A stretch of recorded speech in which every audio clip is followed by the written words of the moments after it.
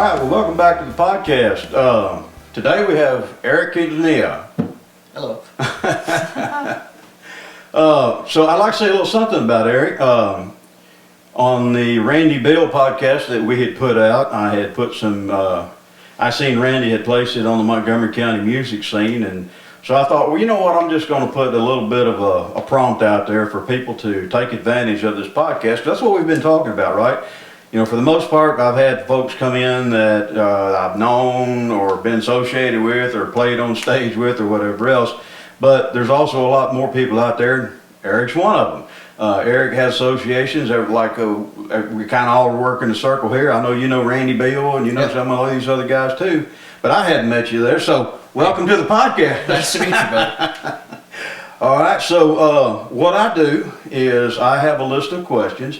And I ask the same questions to everybody. You know, no matter who you are, you're walking this industry, you're walking what you're doing here will always be a little bit different. I mean, you've learned some things or you need to learn some things, and there's nothing wrong with that either. If there's something that you may be hung up on and somebody hears it, you know, well, hey, I can help him out.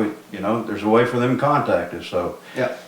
Is there anything special going on with you? Any projects? Any thing you want to share? I have been playing live a lot.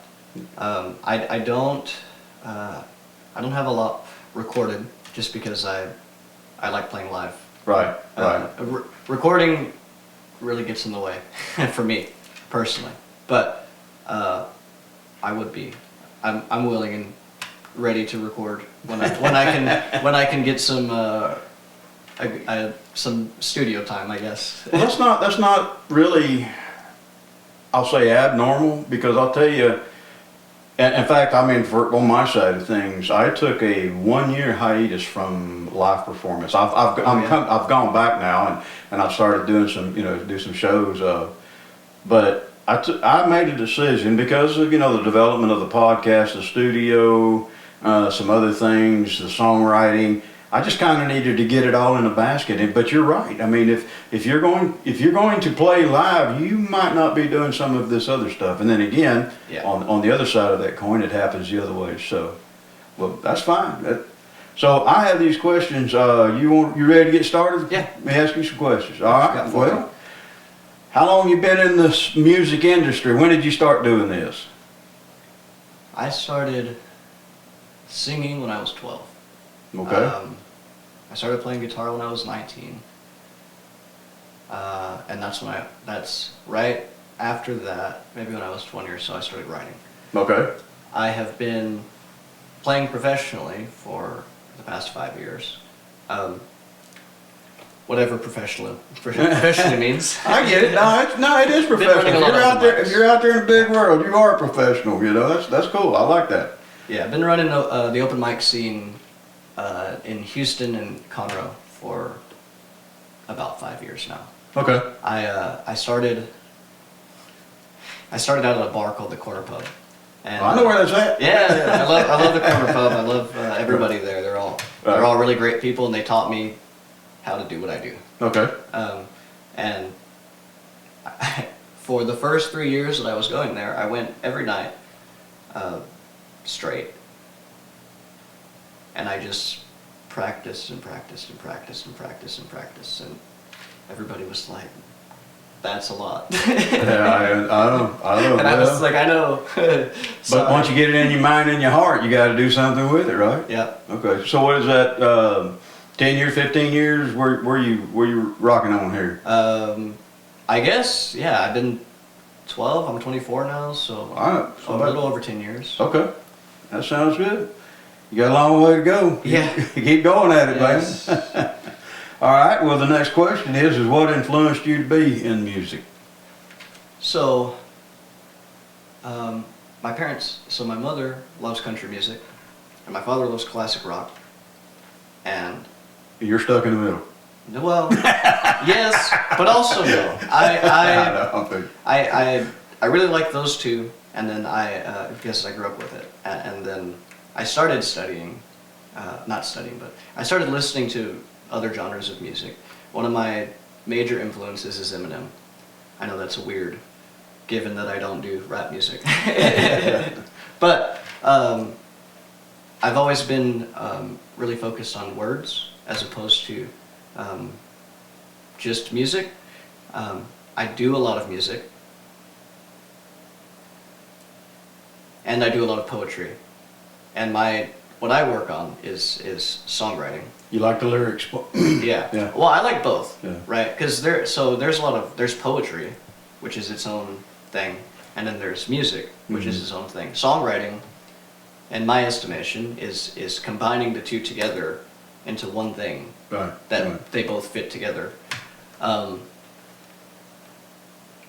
So let me ask you right quick, how many, Yeah. have you been writing some songs, or you Yeah, have quite a few? Or? I have, at this point, I don't know, maybe like 20 songs. Oh, good for you. Yeah, Good.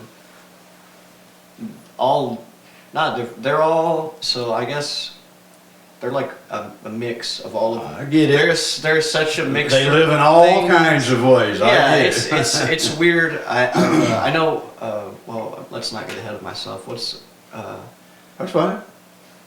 So what the influenced you was mom, dad loved music, and then you picked up on, you know, how songs come together, and you started hearing messages, and you liked it, and there you go. Yeah. Okay. I was really helped a lot when I was a kid, because going through high school was rough for me. Yeah. So I listened to music a lot because it just Takes us in a different place, doesn't it? yeah. So I didn't grow up. So this is why I think a lot of people would say that I'm annoyingly good at words. You break out the red pen. Yeah, so I never fought people growing up. I just got really, really good at words. and so that was the one that was like, I was already decent at words, and I love studying. English is something I've studied extensively. And so music was a vehicle. It wasn't the starting point. Yeah. Right. Like I was already doing like words, and then music was, okay, this is how I can get my words heard. You know what I mean? Yeah. Because I know, like, I can write down stuff all day, but it doesn't feel complete to me unless there's music behind it. Yeah, right. Because it's a driving force. The melody brings it home. Yeah, I get it. Yeah. I get it. Okay. Well, so let me ask you this: who do you know, or who would you attribute to? And you just said something about the corner pub and those folks helping you out, but in your walk now, who have you been running into that you really feel like just influences the music or being around? So, one of my favorite bands in the local Conroe scene is Folk Family Revival. They're good friends of mine, and they have Conroe has a very distinct, not country sound. Right. In my opinion. Yeah. I'm sure there are people who would disagree with that, but it's a folky town. You know what I mean? It's a very. We're not in Nashville. You're right. Yeah, You know. But it's its own space, because I would not consider myself to be a country musician. yeah. I'm not. I know. I understand. I think I understand the country scene, and I don't do that. Right. I don't do what they do. Right, right, It's a different lifestyle. Yeah, Right. yeah. And so I never wanted to. I never wanted to go and tell people like I'm country, because Yeah. I'm not country. You know what I mean? Who do you think really influences what's going on in Conroe then? Oh boy, in Anybody come to Conroe. mind? Yeah. So, what do you mean influence? Somebody that you've run into, you know, some of the people say, you know, the guys that do the open mic are really the influencers around here. Yes. Some people say it's the business owners that have the venues that allow people to play. Others say, you know, it's people that they know in the business or managers. You know, it's just, what is it in your heart or mind you really feel like just really keeps let's just say the wheels greased in Oh, music? it's definitely the open mic scene. Okay. So, everybody is always doing their own projects. Yeah. And the open mic is Where it comes together? where it comes together. Yeah. It's where we all hang out, we all cheer each other on, we all say, that was a good song, you know, you awesome. Someone that helped me a lot, and I don't think he knows this, Sean Chilson, is he's a classically trained guitar player. He does a lot of, so he does the classical music and he also does blues music. Okay. Very, very well. And having that classical background really helped me because I'm not a classically trained musician, right? And there's another guy there, his name is Alaska Bill. His name is Bill, he's from Alaska. I've heard that somewhere before. So he is he really loves 90s grunge music. Okay. And so I think between the two of them, I really learned the musical side of things, but also the rock and roll side of things, and how they can both coexist in the same room. They put some bricks in your wall, huh? Yeah. They really and so they really helped me out a lot, especially in the first couple years. Eric, I'll tell you, Randy Bill had come in. I know you know Randy. Mm-hmm. He had come in, and one of our conversations around him that there's a whole lot about being a mentor. Everybody can be a mentor because it's your level of knowledge, expertise, exposure. It's whatever bridge you've crossed, you can share that with other folks. So it sounds like you've had some pretty good ones in your life. I've had so many musical mentors at this point. Great. I met Stephen Holken, very, very good drummer. Probably the best drummer that I've ever met, personally. Good. That I know personally, you know what I mean? He's been around the scene for a very long time. And he helped me with more of the business side of things and how going to introducing yourself to new areas. So I've been to a lot of open mics. I went to I started going to Acadia in Houston, and Acadia in Houston is they're kind of, some of it's metal, some of it's very punk, some of it's very rock and roll. Mm-hmm. So that's a different sound, right? Right. And we hung out there all the time, and he taught me my way around the business. Is essentially what, like, I have a lot of musical influences. I have a lot of, this is how you be a professional musician, and how you don't not burning bridges, and not how to introduce yourself in the correct way. Yeah. So that way people want you to come back. Well, personally, I think you've been a blessed young man, because when I ask you who do you know that influences, it sounds like you've got a whole bunch of men in your life. So that's great. I mean, the list goes on. Well, that's good. And I want to list them all. There's so very many people that I want to thank for everything that's happened to me. That's what this is all about. The whole thing that we're trying to do here with this podcast is that hand out, hand up, or come along with us.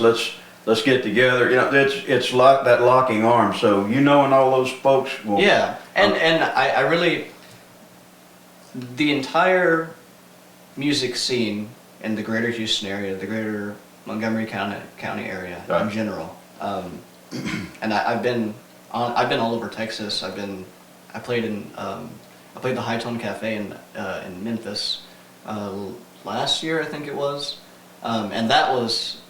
I have a buddy in Waco who is a very, very good songwriter, and he had a booking company, and so he started booking me shows.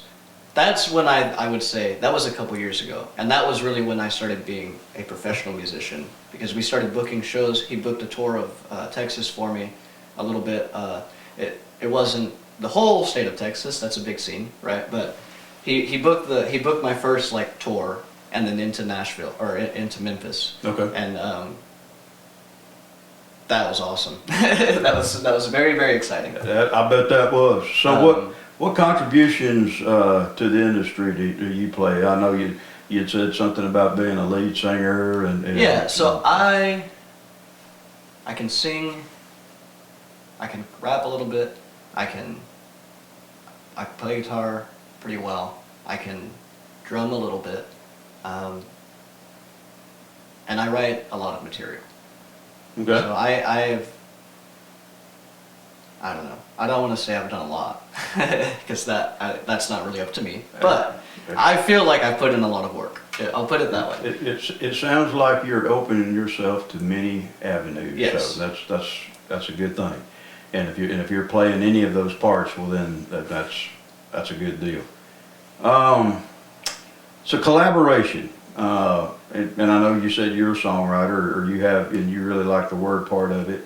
And I don't speak too much on collaboration about collaborating with a band, because that either you do or you don't. Yeah. But collaboration, that's actively working with other folks to on a project or stuff like that.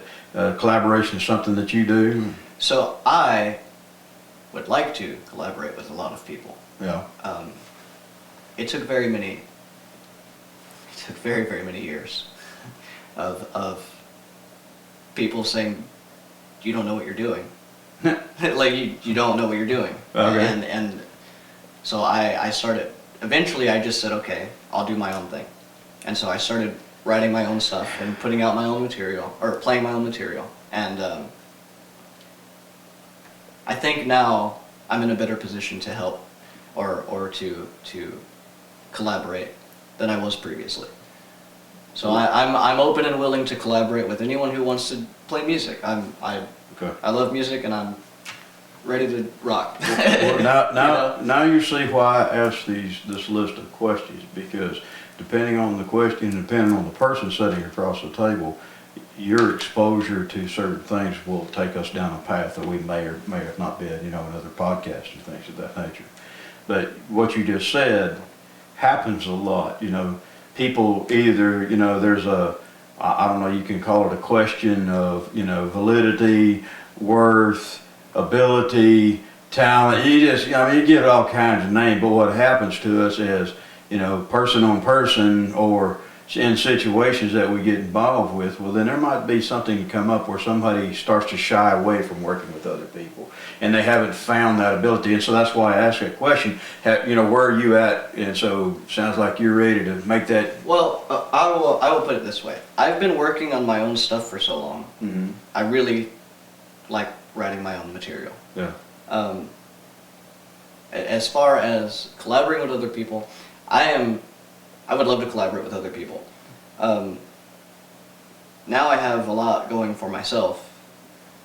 You don't come empty-handed. If you're doing that, well then, So now you've built your war chest. Now you're ready to do something with it. And so at this point, I'm really just focused on what I'm doing, and I've got, we'll get to it in a minute, but I've got some shows lined up, and hoping to keep them steady coming, and so I really am focused on that. I've played with in a few different lineups, but I've been a frontman for basically the entirety.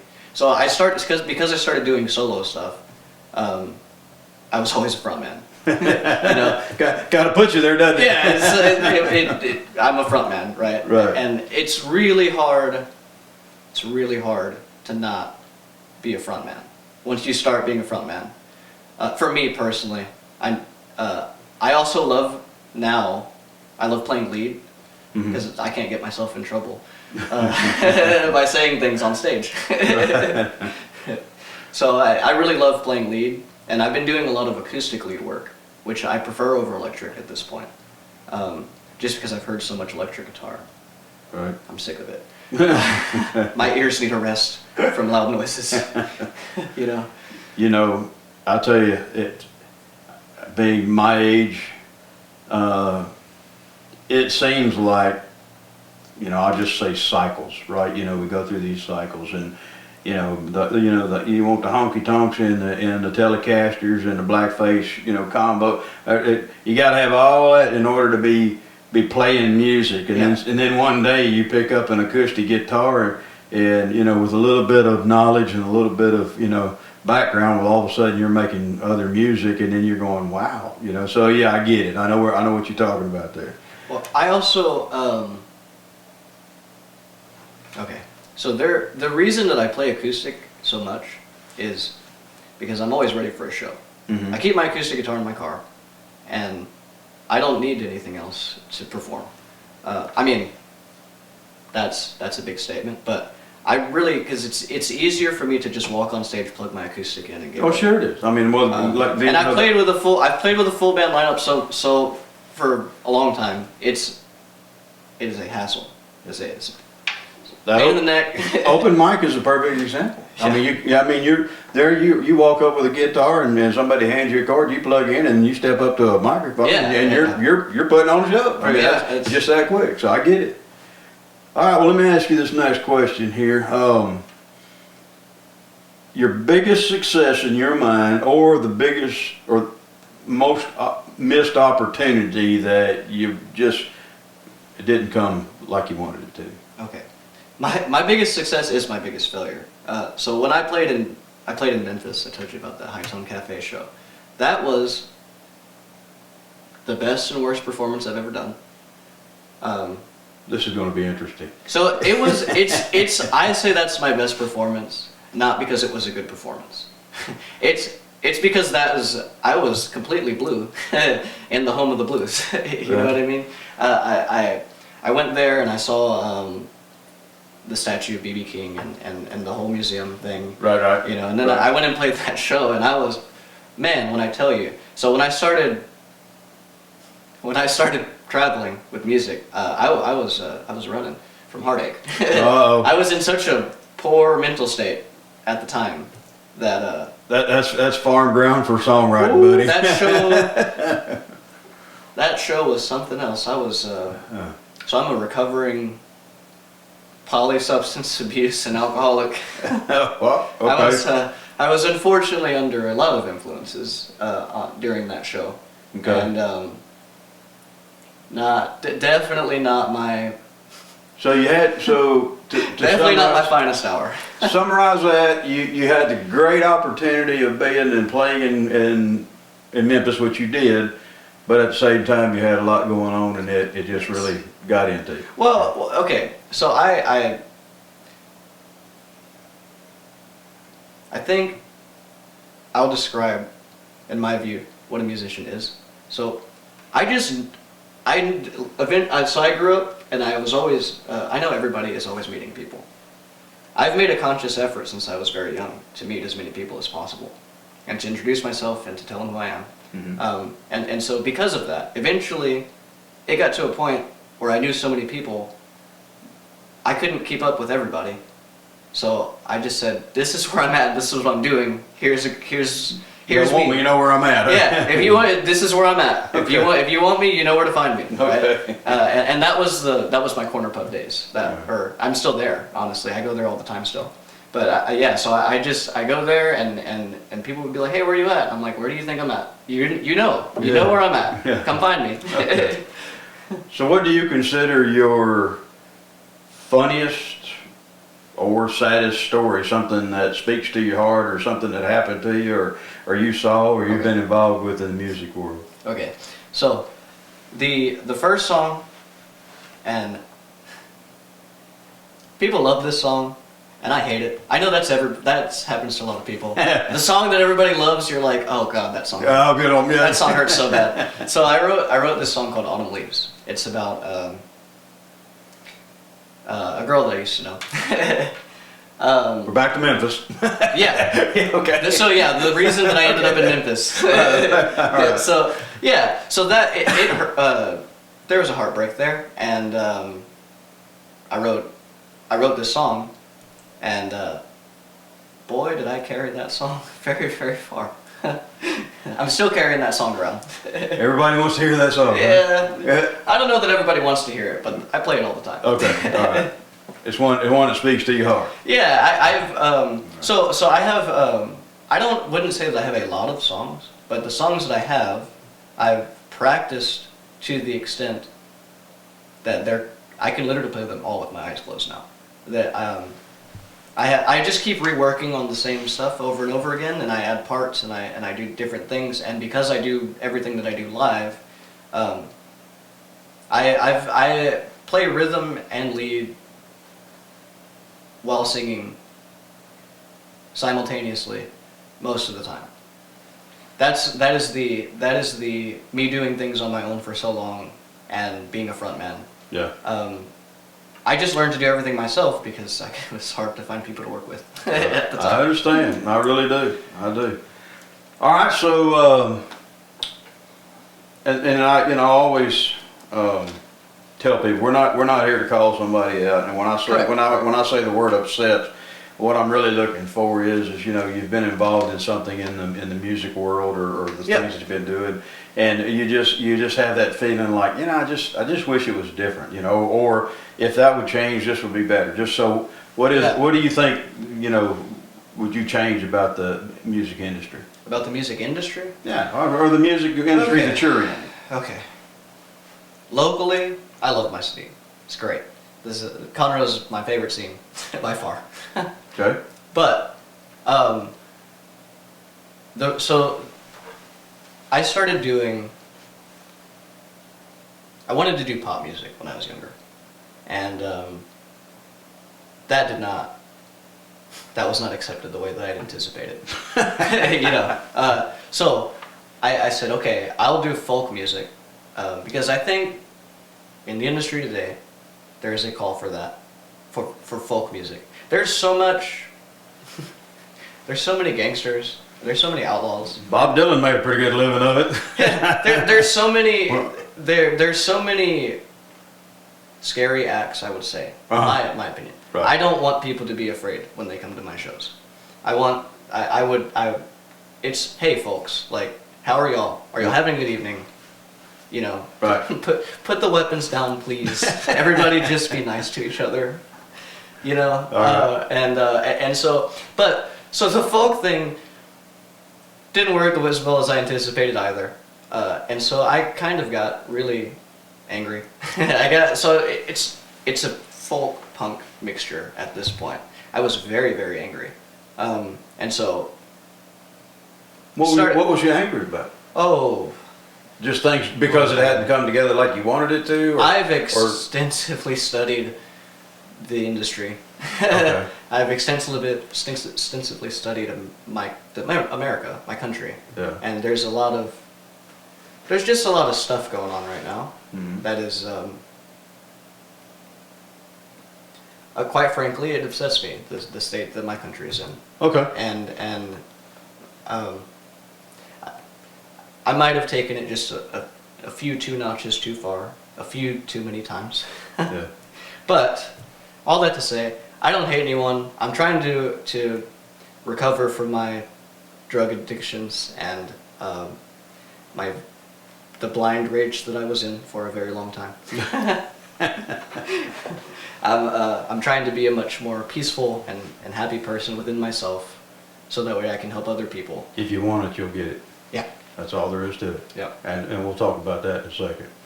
All right. So what kind of organizations do you utilize or are you involved with? If you're a songwriter, BMI, ASCAP, CSAC, Country Music Associations, other associations, are there any organizations or associations that you're tied in with or you utilize? I am not. I've done everything.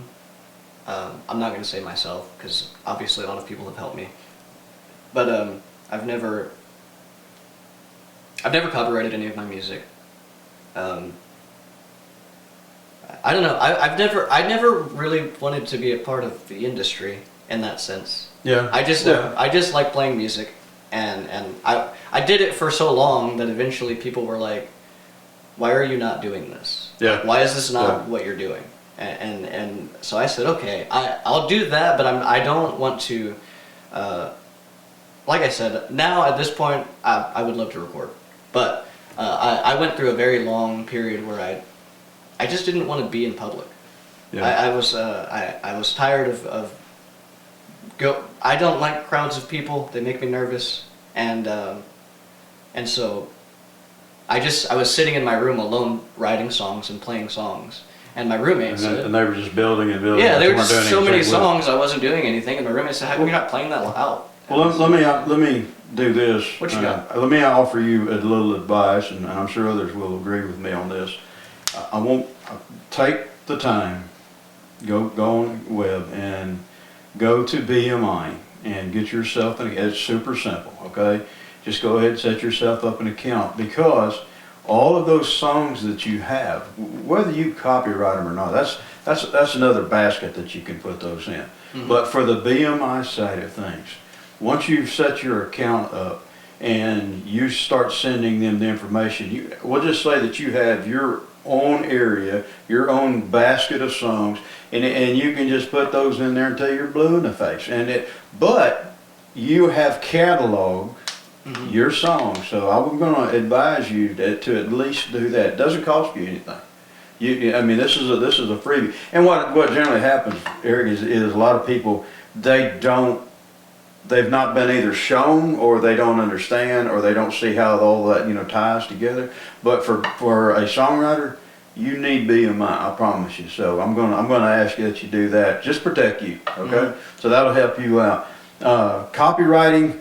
There's a whole lot of discussion about copywriting these days about, because, if you do something on your phone, or I do something on my tablet here, and I write it and I submit it and I send it off to this, that, well then, somebody says, well, hey, now you got a timestamp, you got a copyright, whatever, I have all of my stuff has gone through the Congress, the Library of Congress. I've got all that stuff squared away on all my songs. And that's something that you can do, or you don't have to do. There's nothing, in that particular case, because stop thinking this way. What happens if one of these songs that you put in BMI, some big name picks it up? Yeah. I've been told that. I've been told that a few times. That's a good problem to have. Well, right? I was like, man, who cares about my music? That's where I was been for a long time. Don't get caught in that trap, brother. Just you take care of Eric, you take care of your music, you put it like that, and I guarantee you, things will come together for you. All right. You said something about recording. So right now, the music is just a collector that you've done. So I know you're not doing any publishment, you're not doing any recording or anything like that. It's something that you want to do, or you'd like to start doing. What about management or managers? You said there was a name that you utilized. Yeah. So my buddy Omero Leon, he lives in Waco. He's my booking agent at this point. That's what I call him. What's his name? I'm sorry. Omero Leon. Okay. That's what he. So he's been booking me shows for so long. I just say he's my booking agent now. Okay. All right. That's what it is. Well, that's something, man. Yeah. I mean, it's something.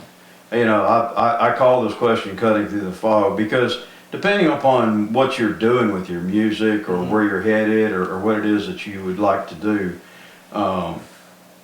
you're going to have to open a door, okay? And if it's the recording door, well then you're going to have to go through it. But when you do, there's going to be some rules of the game when you get there, right? So those kind of things. So I call that cutting through the fog. But as you move along, you can count on me and some other folks. If there's some questions that you have, you just hit us up, because we kind of crossed a few of those bridges in our time. Okay. Gotcha. What about media and media marketing strategies? I know you've got the Instagram account and some other stuff, but what else are you doing or utilizing out there? Okay. So I guess this is my first real. I don't know how many people are watching this. Public forum where people are actually seeing what I'm doing. Right. I really didn't anticipate doing this to the extent that I'm doing it now. Yeah. I was like, I'll learn you, darn you. Yeah. I was just like, man, I'm playing music in my room, and I love playing open mics, and I love live music. Right. So I love playing live. The rest of the stuff just kind of happened because I was doing it. Okay. You know what I mean? So how are you getting the word out on media stuff? Are you what are you utilizing that you feel like that you're getting the word out, or you're getting people to pay attention to your shows, or to Eric, or what do you utilize most? I hesitate to say that I use Facebook a lot. Yeah. I do use Facebook a lot. For really just, again, keeping up with all the people that I know. And I do sometimes say, hey, I'll be here tonight. You know what I mean? Or I just go where people are. Right. You know what I mean? I haven't done a lot of marketing for myself. I really haven't. That is something I would be interested in doing, but I really don't want to. I just want to focus on the music. Let me tell you something. That's not a bad way to be with this, because let me I'll say warn you. I don't want to scare you off, but I want to warn you about something or tell you about something, and it goes for everybody else out there too. If you haven't crossed this bridge, and if you're thinking about crossing this bridge, here's the thing: these accounts that you have, if they're going to have any value, you have to be in them. Yeah. If you're going to be in them, you have to have something to put in them. And if you put something in them, then you're going to have to manage those things. You see where I'm going with all this? And so I asked about the media market because I try to find out where people are and what abilities or what have they been up, because it's not very clear. Yep. I'll say that there's no books out there. There's probably too many books, and there's too many YouTube channels, there's too many people. Yep. And this guy's wanting to get in your back pocket and show you how to do it, and that person's wanting to do it for you, and it's, oh man, be careful. Be extremely careful. But that media and marketing thing, sometimes you're better off, especially if you're in someplace where you're at, where you're songwriting, and you're just driving it home. You're getting those songs written, and that's page 2, and that's page 3, and you're just moving on. Well, then don't be involved with the media side of things. But now's the time to learn, because here's the thing: if you move on to that collaboration side and you're playing with folks and you've got all of this material and something wonderful happens out of that, I promise you're going to be crossing that bridge. So those, right now, of course, we don't know what Congress is going to do with TikTok. We'll see how that's going to work out.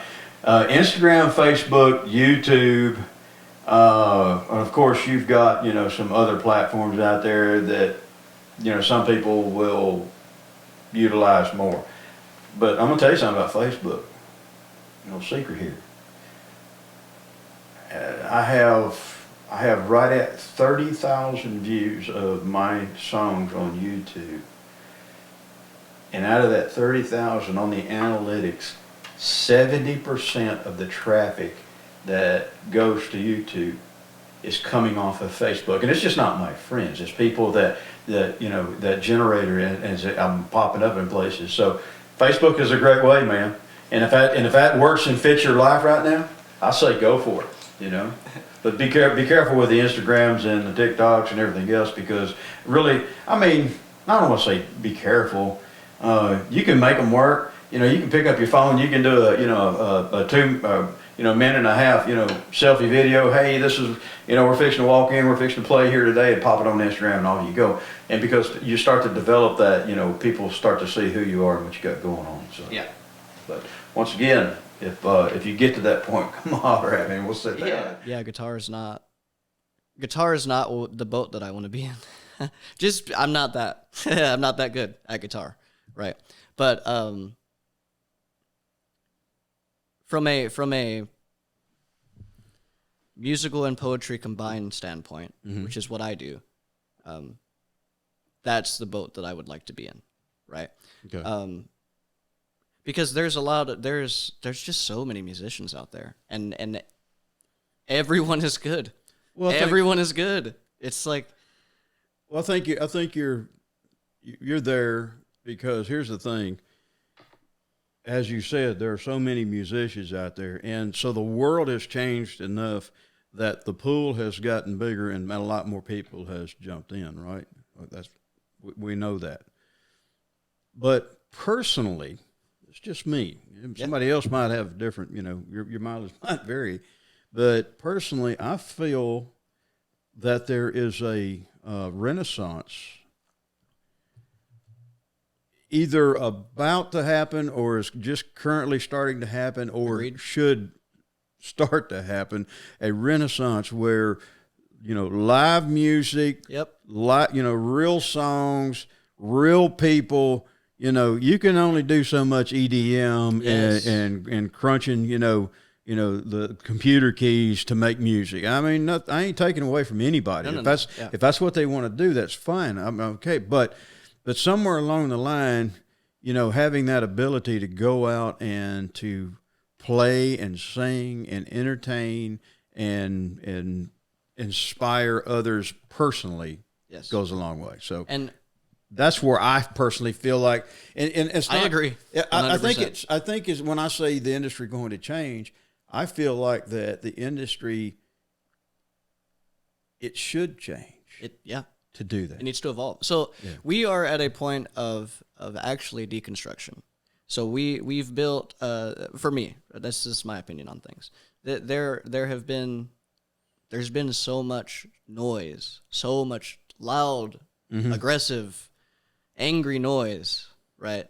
I can't do electronic music anymore, or a lot of production. I'm not a big fan of a lot of production, just because I've heard so much music with a lot of production, and I've heard so much. I've heard so much loud guitar. I think quiet and just peaceful and relaxed is really the new vibe that people are going for, because it's less chaotic. We've needed less chaos, I think, in the industry for 30 years, but so recently. I'm going to jump over these next two questions, because I asked, as a performer, what do you feel like? But you've already explained to us, where you're at with the music and how you like to do that and what your plans are. So I'm going to jump over those, but I am going to go to this question here is where are people going to see you pop up next? Where can they find Erik playing or seeing or come see you? Okay, so this podcast is great. It could not have come at a better time. Next week, I'm going to be doing a bunch of shows. Let me find text messages. Hold on 1 second.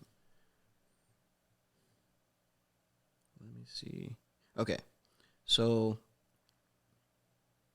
from April 3rd to April 8th, I have a full set of shows. So on April the 6th, I'll be in Waco, 7 to 10 p.m. I don't know the venue exactly.